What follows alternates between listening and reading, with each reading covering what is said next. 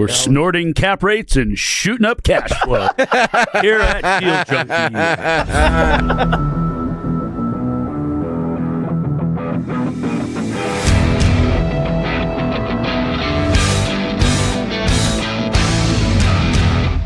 Welcome to the Deal Junkies podcast.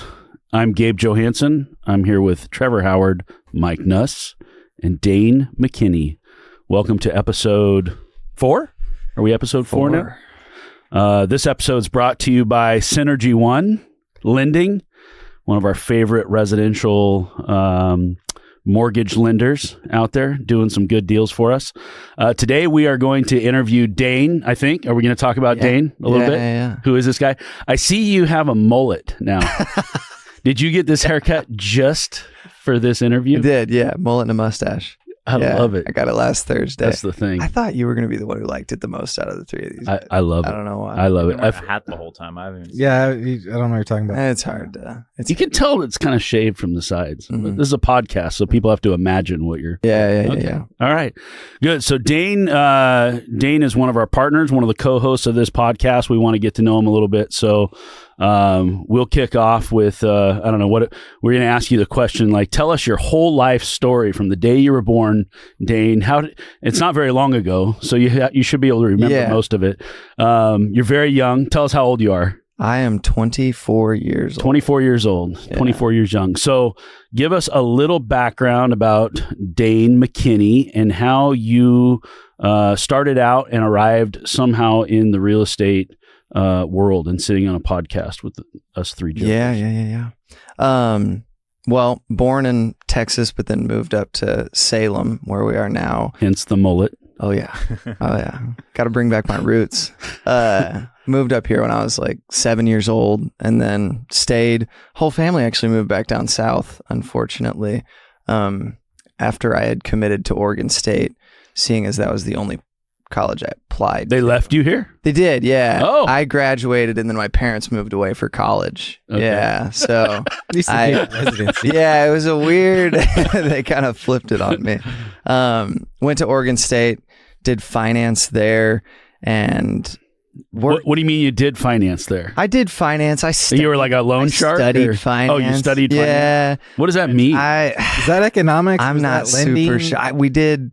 We learned about economics. We learned about banking, the banking system, and then learned kind of trading, I guess. We learned a lot about shorts, like puts. Currency? Oh. Yeah. Currency trading too. None of that stuck. It was a great class when I took it, but it was just so not tangible to me that I had no idea. Nothing to apply it to. Yeah, I had nothing to apply it to. And then after the fact, I realized that it was actually a really useful thing to know. Yeah, without a doubt. Yeah. It just took me like 2 more years to catch it. And it was during COVID, so that wasn't really fair. But so I did an internship for a private wealth advisor because I was so sure that I wanted to get into wealth management. And then I did that for about 3 months. And every day I went into work and I would do stuff the whole day. And I knew that I did stuff. I wasn't just sitting there. And then I left work and I had no idea what I did. Sounds like you didn't do much. I had no idea what I did.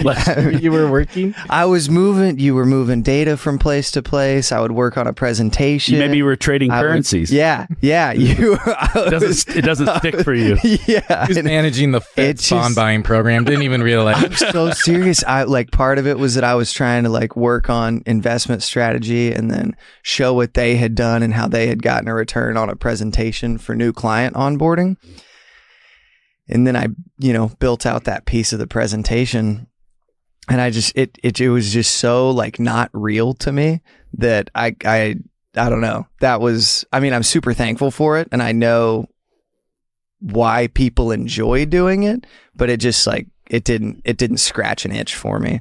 And so the next summer I went from a private wealth advisor, really good company, love the guys still, to property management. Yeah. I was boots on the ground.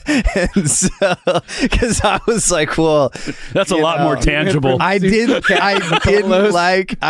like, we were on the 9th floor of the Capitol Tower in downtown Salem. Okay. Right. And then I went into the second floor of the first floor of a lot of apartments. Yeah. And just cleaned out dirty apartments because I wanted to do something tangible. So when you say property management, you were like physical.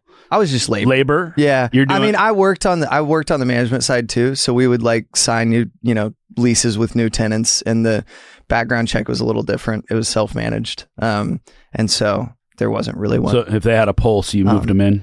That is exactly how it worked. Yeah. And it was in Corvallis too. And so like even if they were signed up for Oregon State, then they could get in there. That was his only standard pretty much. So the next shady building that you buy that SMI doesn't want to manage, or Rare Bird, we can take it to these guys. Oh yeah. Right. Oh, he's good. He was good. Yeah. There's great stories about what you just painted over all the mold. Oh, okay. Who doesn't paint over mold? No. That's what you're supposed to do. It is what you're supposed to do. He did a good job. There's some other processes involved. Keeping it mold free. There are some funny stories with that business. I don't know if I want to. No, I do actually. Yeah. There was one time where, because the reason I liked that one was because it was so, I knew that I could just do it really fast. I guess you can just clean really fast, and you can get out of there early even if you're set to just do an apartment.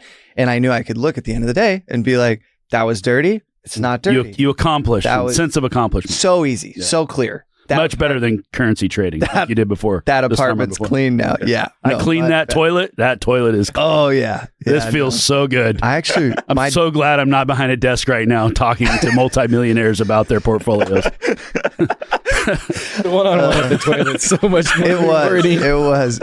It's funny that you bring that up. There were 2 other guys that I worked with that summer, and I was the one who replaced all the toilets because they wouldn't. One of the guys was like, it would get him gagging, and then the other guy just didn't really want to. And I was like, yeah, I've never done that before, and I learned how to. Thought it was sick, so I replaced probably 20 toilets that summer. Yeah. When you say sick, like he got sick. He got sick. It was cool. His lung. He liked it. He liked it. The other guy got sick, but you thought it was sick. Yeah. No, I was learning new skills. What made you decide between summers? I mean, so you're interning, so you're clearly like, did somebody tell you it's a good idea to intern and kind of get a boots on the ground education? Or we had to do internships for the College of Business. Okay. That was one of the requirements. So they wanted you to do it. Yeah. But you got to pick. And that was the asset management one. The property management one was my call, because I did 2 other internships, and then the property management one was my call. And that was a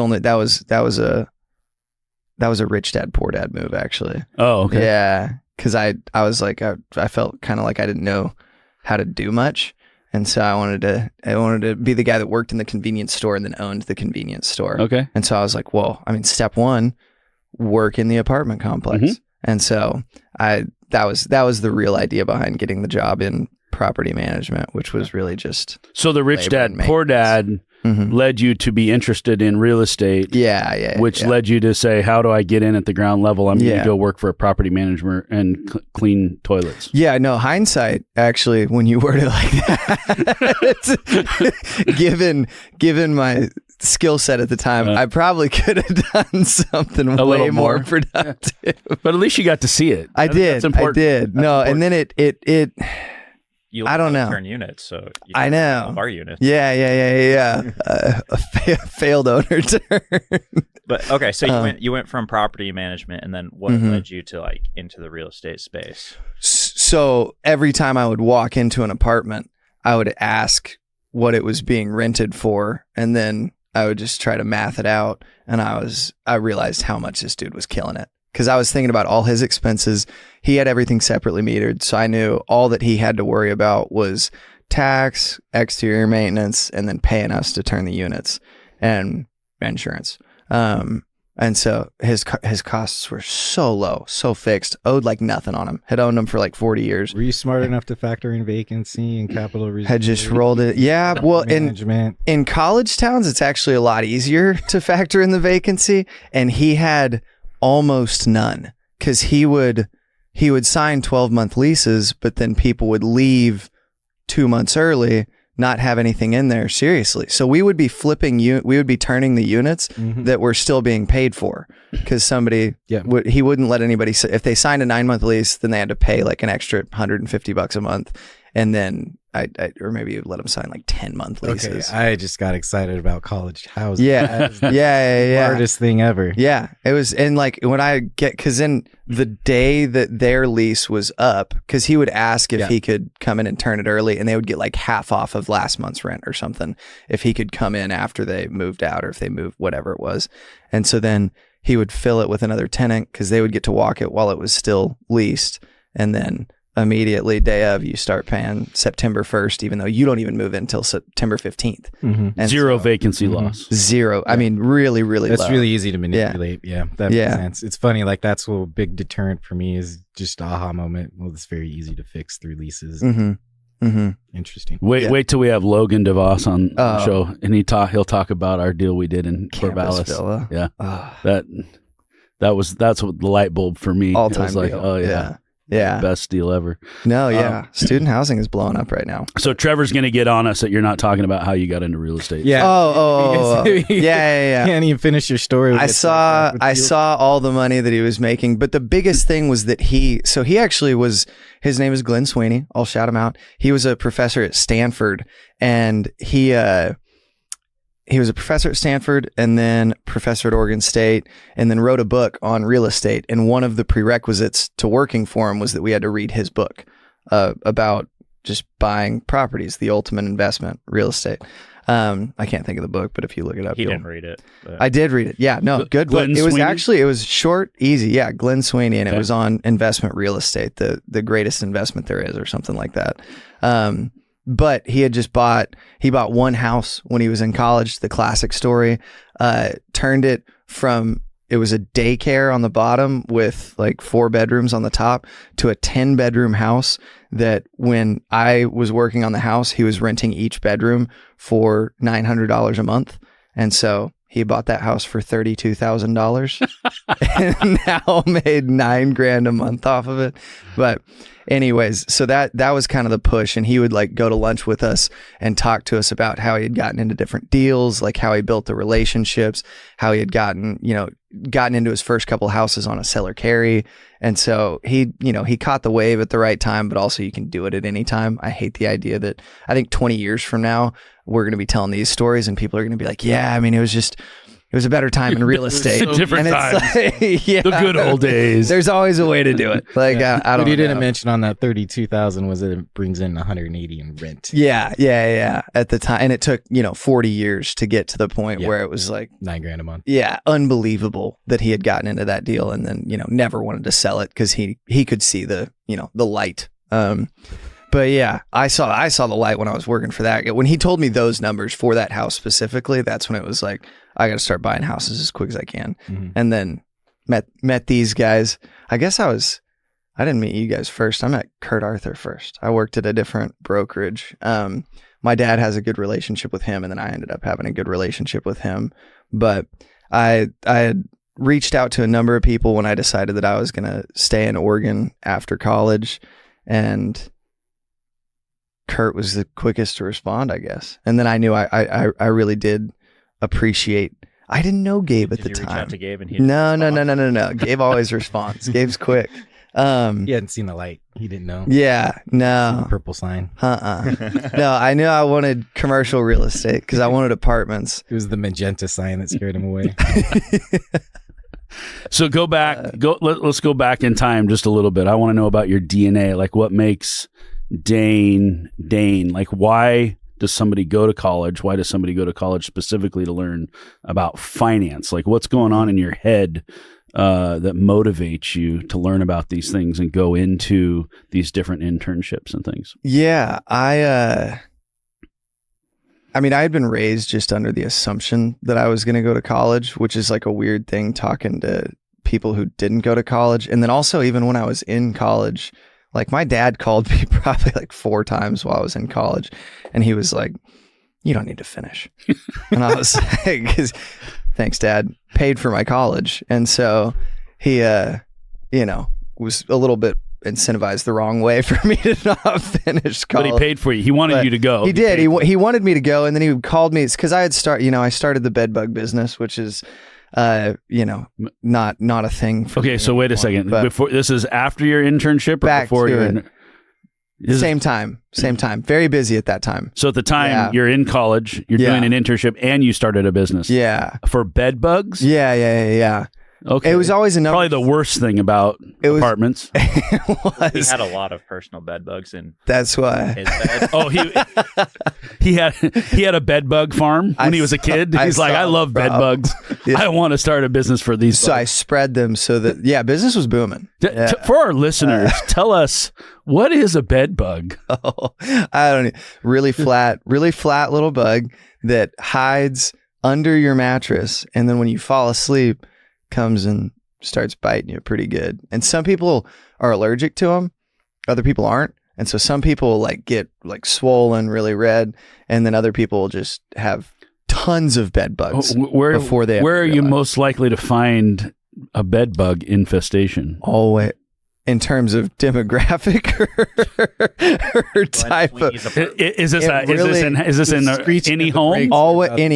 Any home. We did. It varied greatly. The only difference was in the really expensive homes that we would go to, they always caught it earlier, and they would immediately fix it when they found out, rather than let it get out. Other people would, if it was a lower. Well, a lot of times renters will have a problem. They don't want to say anything because they're afraid that they'll get kicked out or their rent will go up or something like that. So oftentimes you won't hear about it right away. Yeah. So somebody that's got it in their home, they're like, Johnny on the spot, get these bugs out of my house. But it's like a big deal. Like, don't you have to like burn everything in your house or like? Pretty much, yeah. I remember when I first started doing apartment inspections, my mentor told me, he said, when you come home, you got to throw all your clothes in the dryer. Hot as you can. Run it as hot as you can. Okay. So every apartment inspection, I don't do that anymore. Yeah. But I used to come home and like, man, I better throw all my clothes in the dryer, and I would just throw them in there because the heat is what kills them. Or heat kills them, and it's the only thing that kills the eggs. So to get rid of the bed bugs, you got to go heat that unit up really hot. Yeah, we would heat the house up really. Came out at like 190 degrees, and then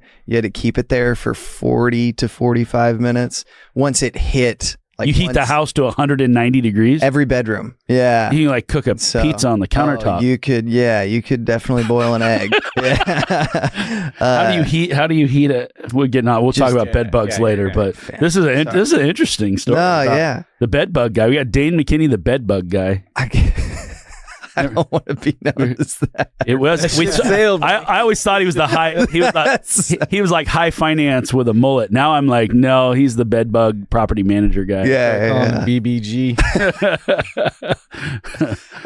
Okay, so tell us why. So you're doing all these things, but go back to the in your year, coming up years. You're growing up. What made you decide you wanted to go down this path? My dad was a salesman. That was the biggest thing. Really good salesman, and just managed people. I mean, his job has always been to manage other people and to sell them on joining his team, and he's exceptional at it. Big New York life guy. Yeah, big New York life guy. Yep. I mean, that's just all I knew. It's like if your parents are scientists, then you're going to be interested in science. Like Mark Gallegos was talking to me about how his son is talking about how storm drains work and how the conduit is like getting power to a building. It's like, yeah, Mark's a builder. Like that's what. And so I was just always around business, and that's what I was wired to think about when I got in. But you weren't thinking about life insurance. No, I had considered life insurance, but I think that since I saw what he didn't like about it, I was just, I don't know, unappealed to it. I think he wasn't trying to sell you on getting into insurance. He did a couple times because he had such good relationships with people in the business. And I part of that was actually like unappealing to me because I wanted to try to do my own thing, I guess. Is this why he wanted you to drop out of college? That was one of the times he called me. It was, I need to go get her. It was son, drop out of college. It was somebody was we got some life insurance to sell. Yeah. No, somebody was retiring, and he said, "Hey." He looked at the spreadsheet. He's like, "This is how much I paid for your college education, and here's how much I'm going to make on you if you come in and sell." Opportunity costs were high. Yeah. Like I wrote that check for mom. Mom's happy, but I'm losing here. We need to right the ship. So dad calls you and said, "Get into insurance." You said, "No, that's not for me." Yeah, and then any time that there was any pushback from me, he'd be like, "No, yeah, you're right. Yeah, no, you don't need to. He didn't want to force it. No, not at all. But so, I just got into college broadly knowing I was going to do business, just because that was all I knew. And then I started in marketing, verbally switched to accounting, but it was in my first year still. And then by the time I got to like the upper class, last 2 years, hopefully, switched to finance. Yeah, I switched over to finance. So started as marketing. Yeah. And I realized that like the people who were there for marketing that were actually going to be good at marketing were just already good at marketing. Mm-hmm. I mean, you never went to school for marketing, and you're one of the best business marketers in Salem, at least. Everybody knows SMI. They know the magenta billboard. We're Salem famous. You know the magenta billboard. Soon to be Portland famous. One month of living in this town. I knew who the big guy was. Yeah. Pay your rent. Yeah. Yeah. No, and so that was like a quick switch for me, because I was never a super naturally creative minded, I guess, or not even creative minded, but that just wasn't the different side of your brain. Yeah, and it didn't scratch the itch either. Like it didn't seem like there was always a right answer, and I wanted whatever I was doing to have the right answer. So I did accounting, and that was too far of a swing to the right answer. Did it scratch it more than marketing? No, because accounting felt like the rules were made up. And that's why going back to finance was a good balance, because it would be like there's there's GAAP, and then there's whatever the standard for businesses. Mm-hmm. And sometimes you do it this way, other times you count it like this. And it didn't click for me. What's GAAP? Generally accepted. Yeah. There are rules. practices. Yeah. Each track has a rule. Yeah. Their own rule set. Yeah. They make their own rule set. Yeah, generally accepted accounting practices. It's funny. I struggled with that as well early on in accounting, and I just couldn't get past that, and I stopped taking accounting. That's yeah. No, it was immediate when I got it, and it wasn't even. I did fine in the classes. Yeah. I just it didn't appeal, and so then finance was way more, and economics was always interesting to me too, which we had mentioned. And I felt like econ and finance were going to overlap well, but the business degree just didn't cater to econ at Oregon State, at least. So the accounting swung too far. Finance, though, sort of scratched the itch. It got you what you're looking for. Let's not overlook this, though. You're telling me Oregon State does not include economics in their business? No. They totally did. Totally did. It wasn't. It kind of what Gabe says. He says if like you're not careful about how much you're reading about econ, you're going to become an economist instead of just doing deals or, actually doing what you need to be doing. I'm not smart enough to say it like that. Too much of a theorist. I don't remember what you said, but it's a good line. Yeah. So they do have an overlap. Okay. Yeah. You can get both, but it's a different, I don't know, college. I don't think it's college. There's a principle here about salespeople that the more you teach them, the worse they get. And so if you're going to be a salesperson, you got to be careful your head doesn't get in the way. Makes sense. I can remember in my background in cars, somebody comes in and they don't know anything. They don't even know where the keys are at or what they're selling. Like they have a great 2 or 3 months. And then they figure out all the rules, and we teach them all the classes on how to sell something, and then they suck.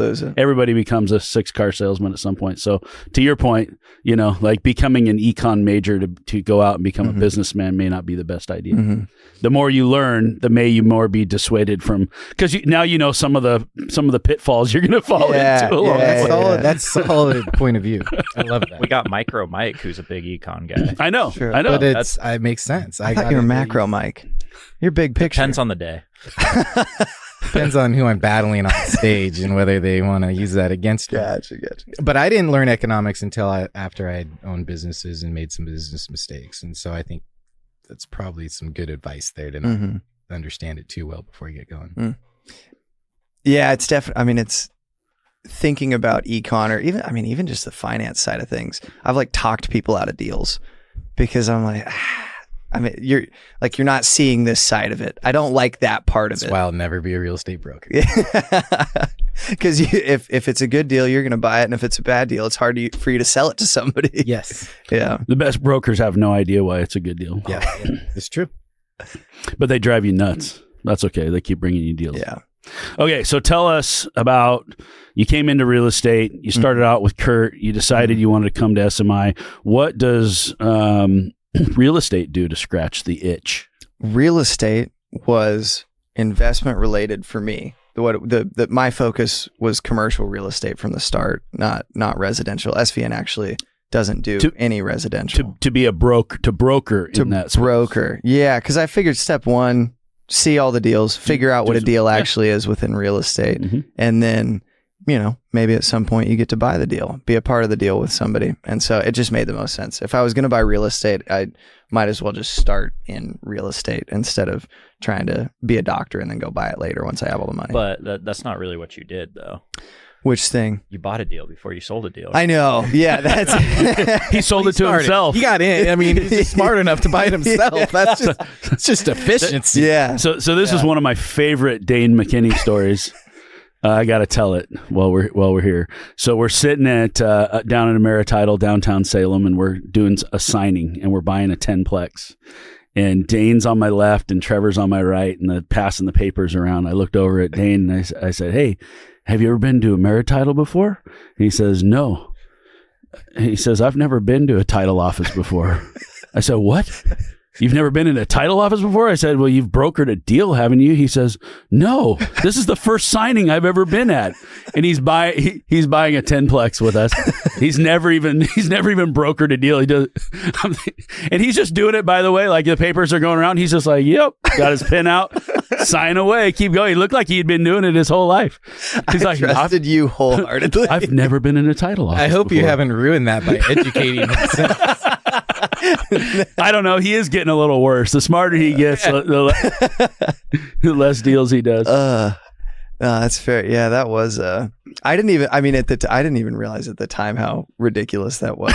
Yeah, because you don't own a house. You haven't bought your first. Is that what I asked you? You haven't bought a house. You haven't brokered a deal. You haven't done anything. Huh? Didn't even have a credit card. Doesn't have a credit card yet. You don't need credit if the seller's financing it. Hadn't grown a mustache yet. He was still he's just a little kid sitting there next to us buying a 10-plex. He had a bowl cut. 1990s bowl cut. This guy's grown immensely.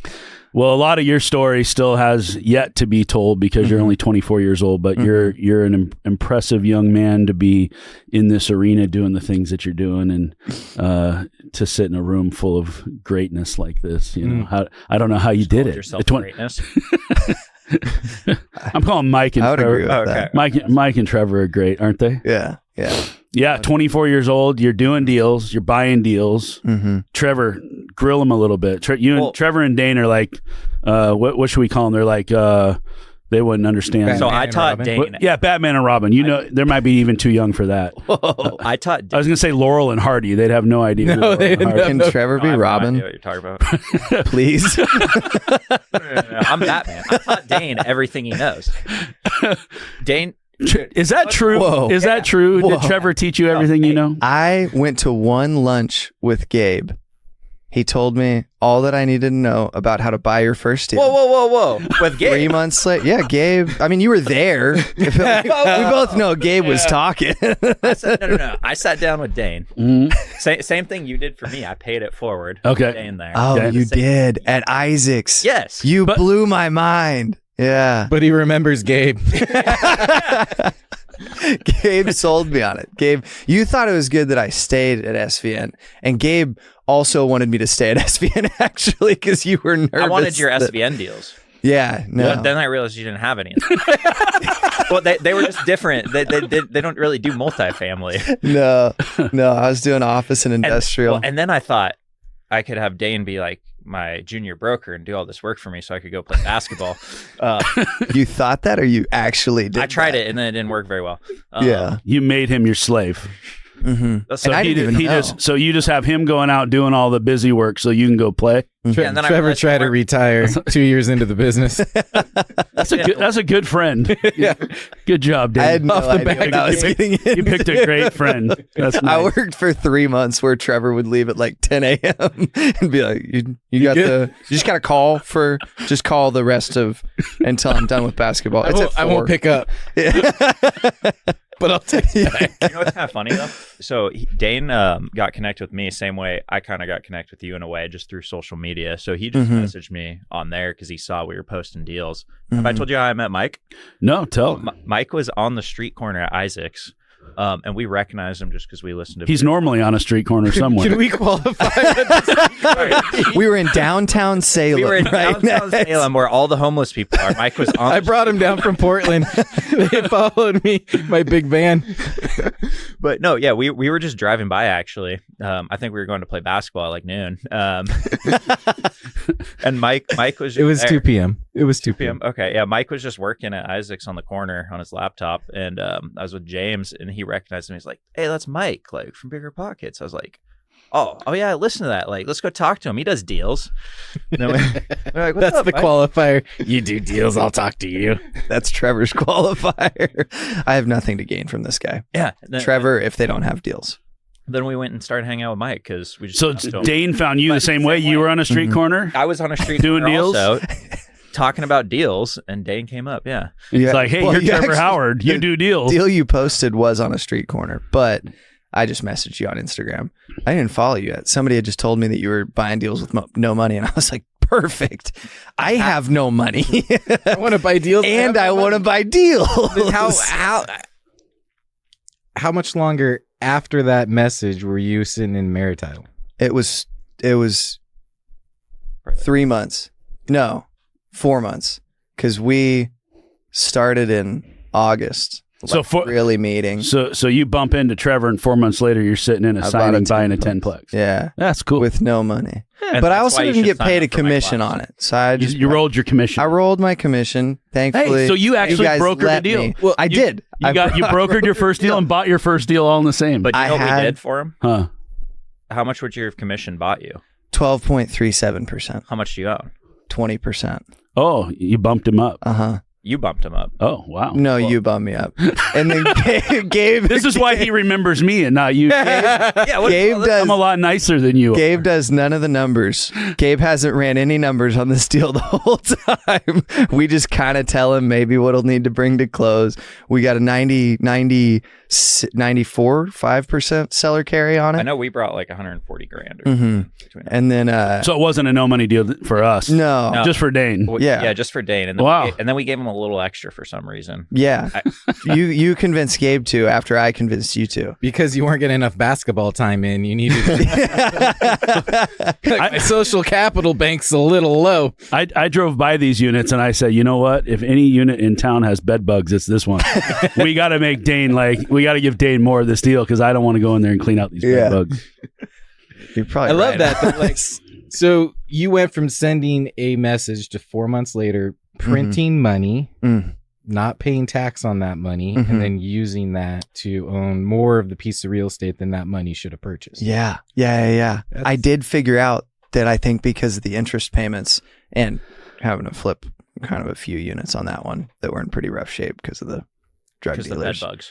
Or the bed bugs. Yeah. So we had to feed it. We had to feed it a little bit, but it probably, it was close to break even this year. Okay, if you're not. That was with like 20%, 30% vacancy on it. Yeah. Because we had economic vacancy. Economic vacancy. Well, not physical. We had people in there.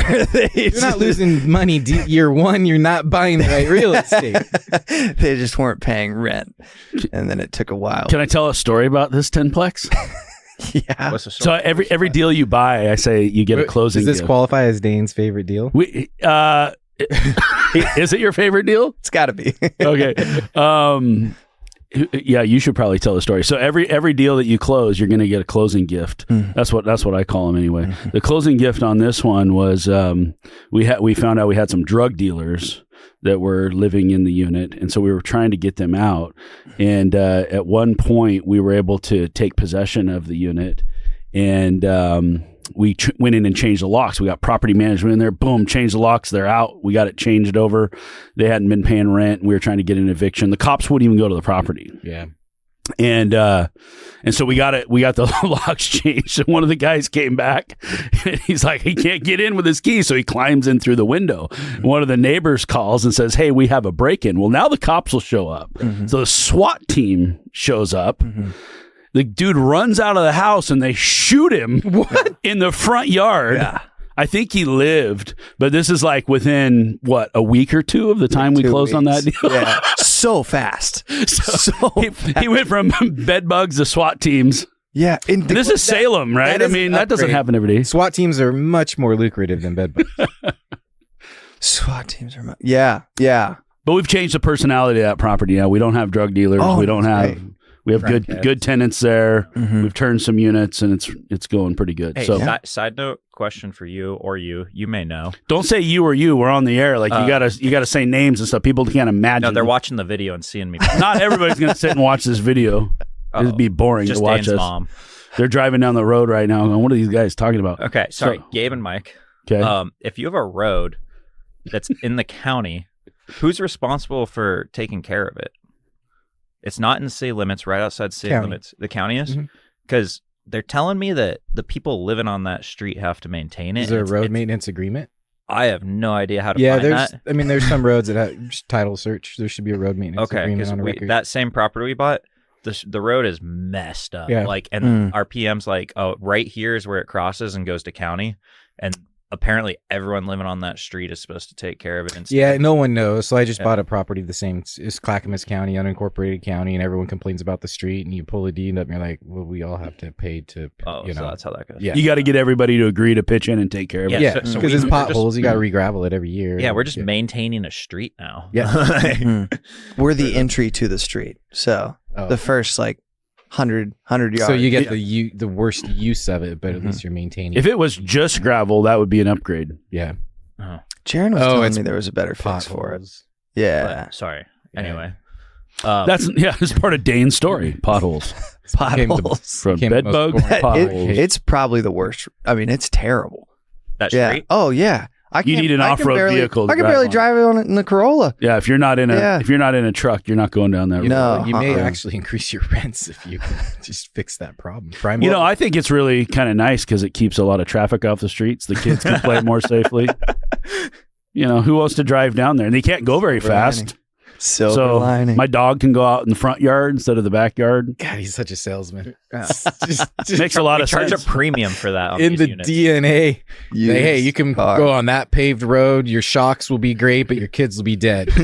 Right here. It's an amenity. An off-road vehicle only road in front of your house. We have lots of speed bumps. One day we'll get somebody, I don't know. Well, we'll probably just end up writing a check. We have already. Yeah, we had to fill it. So anyway, that's your favorite deal. You want to tell us more about that deal? Or Oh no, that was a good deal. Yeah, that was all. That's it? We got a hefty seller carry on it. We initially had a different structure, and then they came in and wanted 30% down or something. And then Gabe said, "Ask him why they need the money." And so, Gabe was just talking in my ear the whole time. Best question. Thank you for that, Gabe. Best question in real estate. Yeah. What are you going to do with the money? What are you going to do with the money? Why do you need it? Yeah. Why do you need it? Nobody wants to ask that question. Every time you ask, it's really the only question you have to ask. It is the only question you have to ask. And if you don't ask that question, you did not do your job. That's right. Yeah. No. And so every time you ask it too, it gets smaller and smaller because they feel worse because they realized that they didn't actually need that little portion. And then it finally got to the point where it was like, we are currently flipping a house. We need this amount out. And then we need this amount to pay the brokers. And then I pitched the broker fee on my end. And so that number went down. And some of this is a trust issue. When you ask, what are you going to do with the money? Sometimes they go, well, I'm not going to do anything with it. And most of the time they don't want to pay taxes on it. So, but then it comes down to skin in the game. It's a rapport issue more than trust. Because I just go hey, if you don't need the money, why don't you just do 100% seller carry, and I'll pay the closing costs, I'll pay the brokers, and we'll just do the deal. Mm-hmm. And sometimes people are like, sure, I know who you are and your background, I'm cool with that. Mm-hmm. And then other people are like, my CPA told me you have to put 20% down. Okay, well then let's find you a new CPA. I'm going to learn so much from this podcast being in this room. It's amazing. Mike, I got another question for you. So we bought this thing on a land sales contract. Yeah. We recorded a memorandum against title. Mm-hmm. How does that... I've heard so many different things about how that actually goes on title. Do you go on title with them at that point, or are you just clouding title? Well, okay, you're just clouding title, and it depends on what data source you're going to be looking at, right? So like in Portland, we have a really good data source, portlandmaps.com. If you go to actual title and pull the deed, you are not on title. But because you have a recorded memorandum, Portland Maps is going to show you as the owner, because that's where the tax statement's getting mailed to. So what data source you're looking at is going to matter. You could be looking at county records and it shows the owner of record is actually the contract buyer because they're sending them the tax certificate. But if you go to sell the property, you're not on title. They'll see the memorandum, and then now you need to show the contract, and then title's going to unwind all that. Okay. There'll be a payoff. Because we've done a few land sales contracts now, and when I go look at the property records, it's listed differently every single time. Yeah, it's common. And that's the problem with land sale contracts, is because you have a beneficiary that needs to be part of the chain. And you can have land sale contracts wrapped by another land sale contract, and then that first original person's gone or dead and you can't find them. Title's a wreck. Like, I've missed out on really good deals because they just can't clear title. So stay away from land sale. Note and trust deed is cleaner. So much cleaner. But they didn't want to do a note and trust deed because then they would have had to pay depreciation recapture on it. So then we would have had to bring more money. You're rolling your eyes. You don't believe in depreciation. Well, I think if you talk to 10 different CPAs about this, they'll give you 10 different answers. Okay. So I don't know that that's black and white. It's not. Yeah. This is the accounting. Which set of rules are we following? Yeah. Well, it's interpretation. IRS code's got a lot of interpretation in it. And there's multiple ways you can correlate your principal versus gains in a pay down on an installment sale. There's ways you can treat the depreciation. I've done some deals. I've done several deals, actually, 100% seller carry. And they end up paying depreciation recapture, but that's it. They don't pay any gains because there's a sale, just like you talk about recognized versus realized. They didn't take the money, but the IRS still wants your recapture on your depreciation. It's taxed at a lower rate. It's usually not a huge amount of money, but it is something. If you're doing high leverage deals and you're pitching to a seller that they have a lot of tax advantages and they may not have to pay tax, it may be something that they end up having to pay a little bit. Unless you do land sales. Well, if you do a land sale contract, then the argument is you're still on title. The sale hasn't actually happened, and it's going to happen. They pay that when we pay them off. Yeah, they will later. They're down the road. And so that's how their CPA is interpreting it, is land sale contract is the treatment you want to then dispose of this asset when it comes to the IRS tax return. And their attorney will typically pitch that they want a land sale contract because it leaves them on title. It's the safest thing for a seller to do in a seller carry. So so you can go, an interesting education here between note and trust deed and a land sale contract and memorandum. You're trying to accomplish the same thing two different ways. A land sale contract with a memorandum is really nothing more than like a lease option, right? Yeah. So you can actually word it as lease option if you need to, and you can interchange those things, but it's much, much cleaner to do note and trust deed. Your notes and your land sale contracts are not a recordable instrument.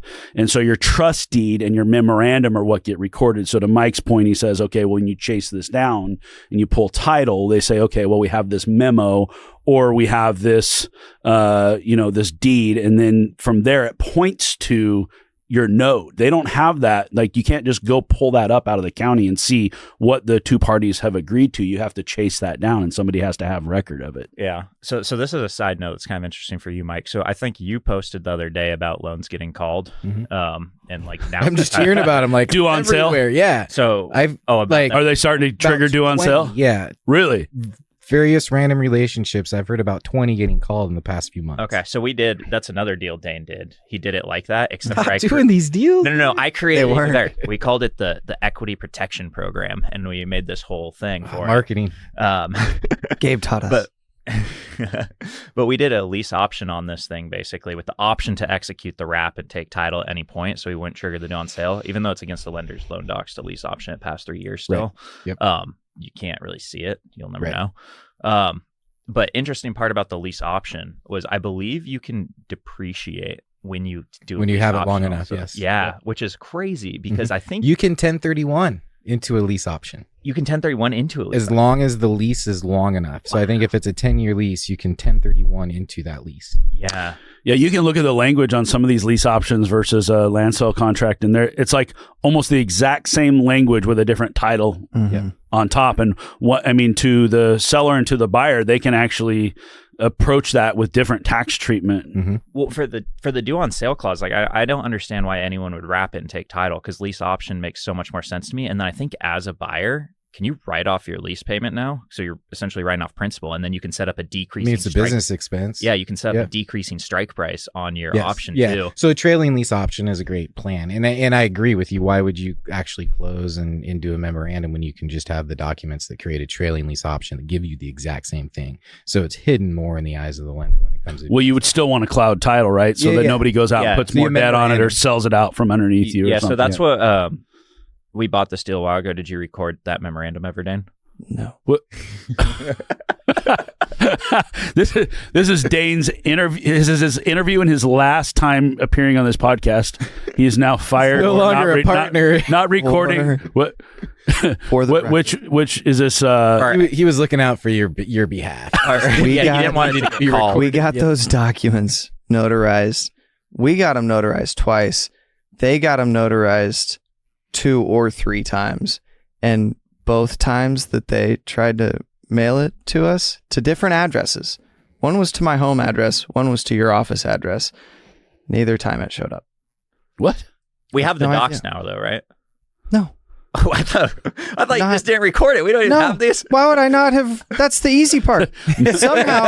somehow getting like them. I didn't go online and pay $150. You thought that was the problem? We have a set of docs that are notarized for us, and then a set of docs that are notarized. Oh, that's fine by then. them. Okay. Yeah. You and so we're I think we're fine, right, Mike? You compare those. I don't know, dude. I don't get in those weeds. Okay. Thumbs up. Mike called you guys cowboys. This is cowboy. You're listening to cowboy real estate radio. That as a segue to get into the cowboy activity on what I feel recording is. But we probably should not put that on the record. Are we done with Dane? I think everyone knows Dane enough. Like we're getting sidetracked. We need to dive into some economics with Mike. Let's get into the cowboys of recording documents. They create problems. You just got to do way more paperwork when you actually record a document. So just notarize it. Don't record it. So you don't have to do more paperwork down the road. Thank you. But Mike. these people, we've talked about this before. Yes, it's still there. The collateral is still there. They're going to go sell the property. They can always record it themselves if they feel like they need to be protected. Or if you're a stand-up human being and you know, like, I should probably protect these people now, you can go record it. Oh, we're not protecting ourselves in this case. No, you're protecting them. We're just being dumb. Let's move on. Yeah. The how not to do real estate deals. We scratch all of that from record. We have the pieces needed. That's what I'll say. Okay. I feel comfortable. Everyone's well secured. There's no other than us. The sellers are fine. It's us. Oh yes, that's right. That's your memorandum. We're the ones. Recorded your memorandum. Yes. We're the ones at risk. The only problem is that they could technically. So while you're playing basketball, he's driving to go get all these documents put together. He should be. Yeah. I mean, he got an extra 7.5%. Isn't that worth something? No, that's not that transaction. Oh, okay. Different one. This was like a $300,000 house. So yeah. You don't even need to record that. Yeah. Exactly. So Dane, tell us now. You're an SMI broker. Are you focused more on brokering, investing? Like, what's your day look like? What do you do? Trevor, what do you? Oh, you have to ask Trevor what you're going to do? I think, well, no. I mean, Trevor, what is Dane going to be doing? The answer's supposed to be brokering right now, but it tends to lean towards investing. That's where both of us end up focusing. He's not very clear on our business plan then, because your role is not brokering. It's investing, but you want me to call on apartment complexes. Sorry. And so I'm calling owners on apartment complexes And now we're doing all sorts of things. So you guys are brokering. You are brokering third party deals, and you're investing. Mm-hmm. We're trying to build 2 branches, an investing branch and a brokering branch, and really focus down on them and scale them. He's building the brokerage branch on the residential side, and then I'm building the investment side. And by happenstance, when you call enough people to buy their deals, some of the deals you can't buy. And you broker that deal. So we're not actively looking to broker them per se. We're trying to buy them, but we will broker. But I do like brokering them when the opportunity arises. Yeah. Cool. Well, that's fun. Well, that's Dane McKinney, co-host of Deal Junkies. Last week we were drunk real estate, I think is what Mike called it. I may not have been at my best level of performance last week. We'll wrap this segment up meeting one of our co-hosts. I think we've done all of our interviews now, so everybody will get to know who we are, and we can really dive into what we're going to do on this podcast, which I think is a lot what we kind of go down these rabbit holes and why you record something, why you don't record something, and what is a trust deed? What's a land sale contract? So anyway, hopefully you guys are getting some value out of listening to this. We sure have a lot of fun doing it. So thanks for listening.